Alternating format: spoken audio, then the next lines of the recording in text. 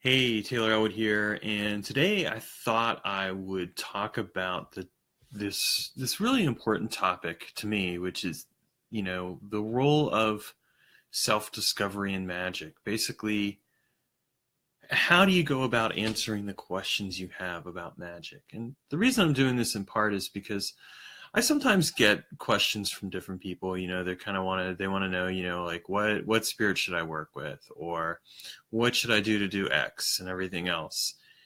And don't get me wrong, those questions are important to ask, and sometimes it's good to get an objective perspective from somebody else who can offer you some insight and ideas about why you might want to do X, Y, and Z with your magical work. But in my opinion, you ultimately can only truly find those answers by trusting your own experience and by actually going out and having experiences with magic. You can ask somebody else questions all day long, like what spirit should I work with? How should I do this meditation technique? How should I redirect my feelings, etc., etc. You can do that all day long. And, that person can give you answers, but at the end of the day, the only way you're going to know if those answers are even true is if you actually do the work. And why I share that is because I think sometimes people get so caught up in trying to invest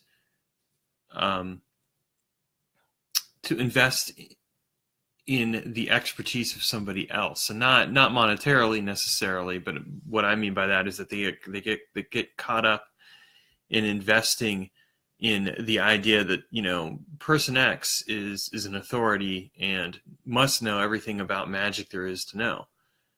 And it's like, okay, well, yeah, person X has had some experiences and knows some things and may have written some books. We'll just use me. Yes, Taylor has written some books and knows some stuff about magic, and so yeah, he could be considered an authority. But ultimately, your true authority resides within you. You have to be the authority of your life. And I think sometimes with any spiritual system or any religion or anything else, there is that easy temptation of being able to say, well, so-and-so's the authority. I'll just pass it off to them and let them be the one who gives me the answers and everything else. And that's an easy temptation to fall into. It's not necessarily the best thing for you, though, because it makes it hard for you to really find out for yourself, because you're placing the authority in somebody else. And again, I don't want to say, I want to make it very clear here. I don't think there's anything wrong with getting some advice or help from someone. I mean, I offer consulting to people who have questions about magic, and sometimes I will even help people plan their magical workings out. We'll go over it, and I'll kind of coach them through what it is they're trying to do. But if you go and you do a magical working and then you're asking somebody else, like, about that working, you're not trusting your own authority at that point. You're not trusting your own experiences. And I would put back to you, what I said recently to somebody was, we've put together this process. You've gone and done the work.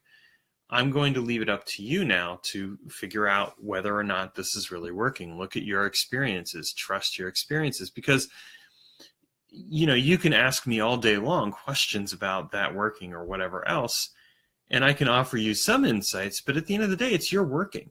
You're the person who has to be responsible for that working. You're the person who needs to take on the role and responsibility of taking charge of that working. No one else can do that for you. I can't do it for you. None of the other occult authors and teachers, etc., can do it for you. You have to be willing to do it. When I first started teaching myself magic, way back at the ripe age of 16, I'd read books and I would try the exercises out. And at the end of the day, I had to rely upon my experience over anything else. I mean, I could look at those books and get some insights, but I had to actually go and do the magical working, pay attention to the details, write them down in a record, and trust that the experience I had would either indicate that yes, this was working, or no, this isn't working and you need to go back to the drawing board, or you need to change something in your process that you're working with magically. And I see more and more that that's something that's kind of going away from magic. I mean, I see it. I see it in the sense that, I sometimes will have people who will ask me lots of questions about magic and the workings that they're doing, and it's kind of like they're hoping that I will have the answers for them.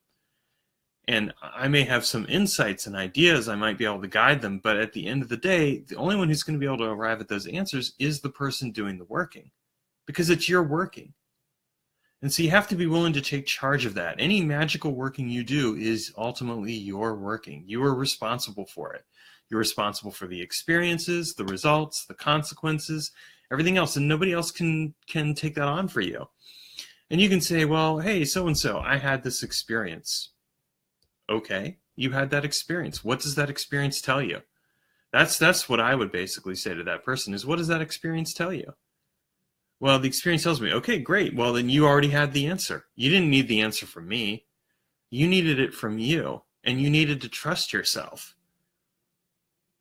And that's what I would like to see happen more in magic, is that people start trusting themselves more, start trusting the experiences and what those experiences have to tell them. Because you are your own spiritual authority in life. You are, you're the magician for that magical working. You're the one who has to take charge of it. And if you don't take charge of it, if you don't take that responsibility on, then you're abdicating the responsibility, but you're also abdicating from the experience. It's kind of like you did this magical working and now you don't trust it. So I think that it's really important that when you're doing your work is pay attention to the experience, be present with the experience, allow it to speak to you and speak through you. Let it teach you what it needs to teach you, and trust that. Don't get me wrong, there's nothing wrong with verifying. I mean, if someone says to me, well, I did such and such a working and this seemed to happen, what are your thoughts? Okay, I can share with you some of my thoughts and ideas, but ultimately I'm going to still turn it back to you and say, but what does it tell you? Because I'm not you. I'm not the person who did that magical working. You are. And whatever experiences that you had are your experiences. I can comment on them. I can interpret them. But I can't have them because I'm not you. I wasn't the one who did that magical working. You did it. And this is an important aspect to magical work that I think is lost at times.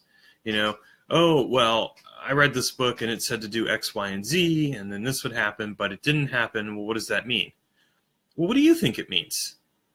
Or Teacher X said this, and I had this experience, and it didn't align with what Teacher X said would happen. Okay, so what does that mean to you? What's going on in your life? What's the context? As magicians, we need to take charge of ourselves. And so any person that you take on as a spiritual teacher or that you work with in anything, the true test that you might even have for that person is, does that person respect me enough to allow me to have my experience and hold space for that, even if that experience doesn't exactly fit what they said might happen? Because the thing about magic is that magic is personalized, and there's always going to be context. If I go and I do a working, the context for me is going to shape that working. It's going to shape the experiences that I have, and that's going to be distinctly different from the experience that you have in some ways. Just like the context for you is going to be separate and distinct as well. Oh, and by the way, if you're watching this live and you have any questions, feel free to shoot them in the comment. I promise I'll answer them. But again, I may end up very much following through and saying, well, and what does that tell you? Because again, you're the authority.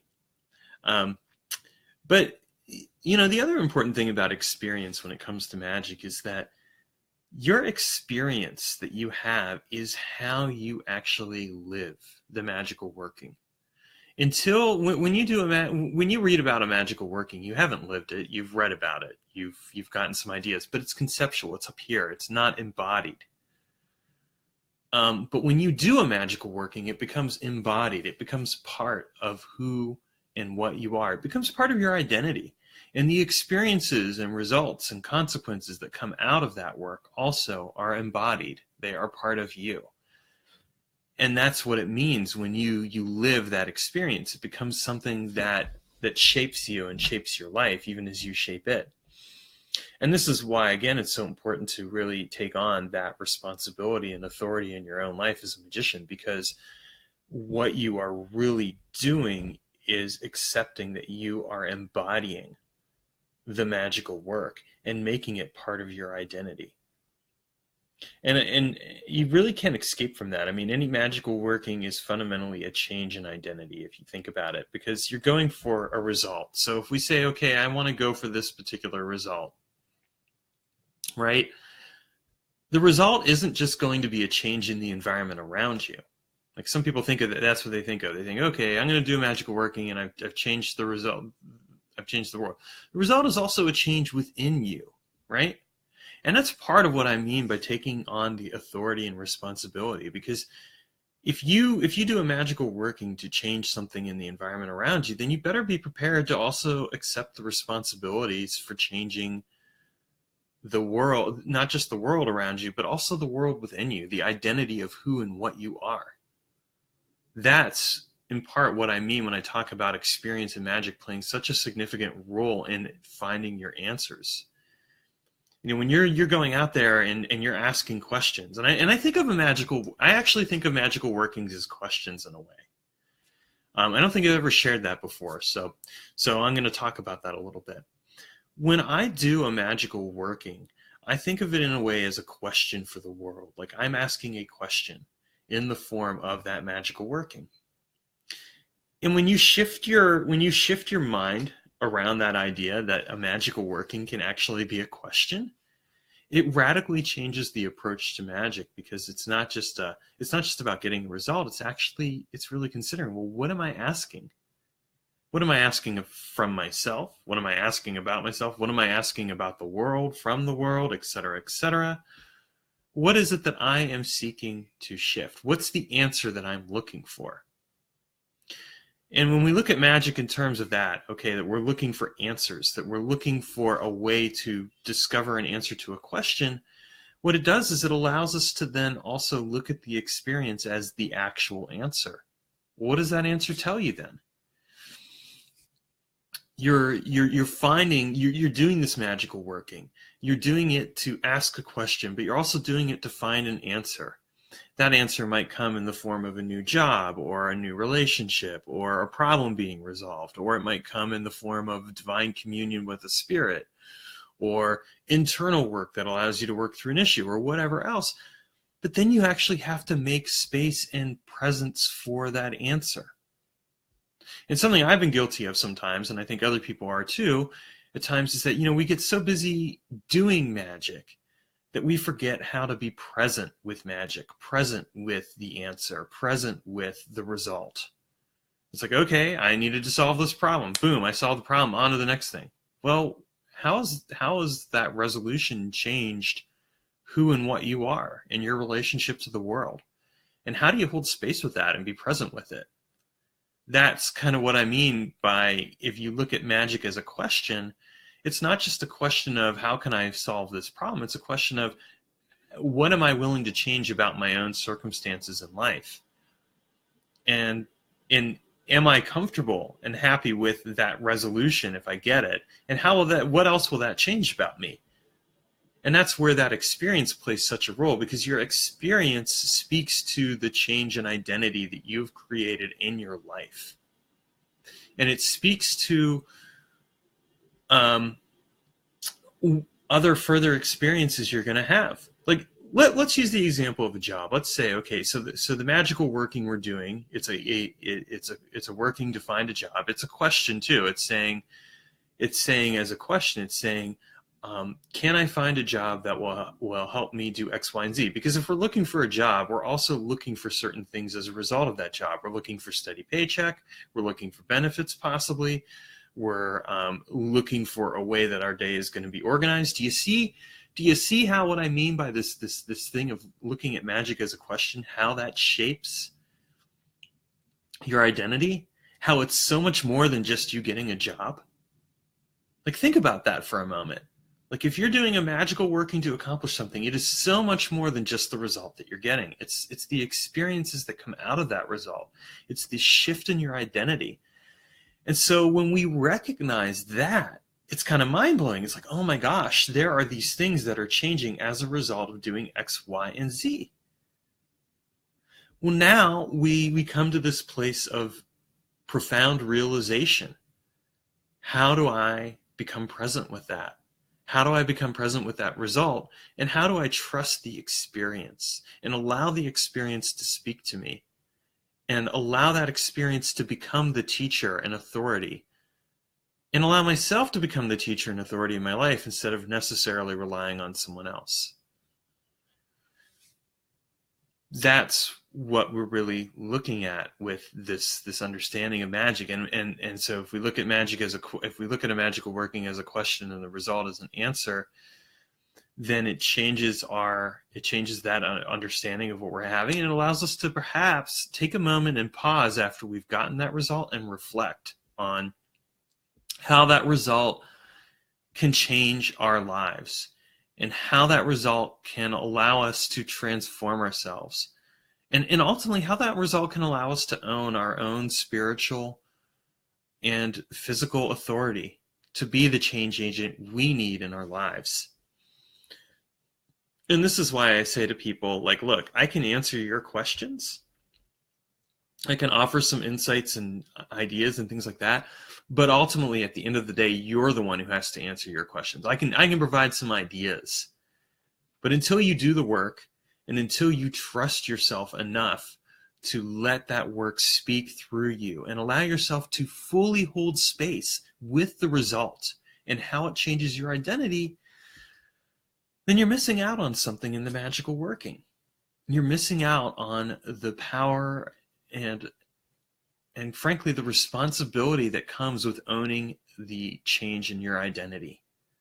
And that's what I hope you come away with today with this particular video. So if you like this video, click the little like button or love button or whatever else, and feel free to leave a comment. And thank you so much for watching, and have a wonderful day. And don't forget to own your questions and your answers.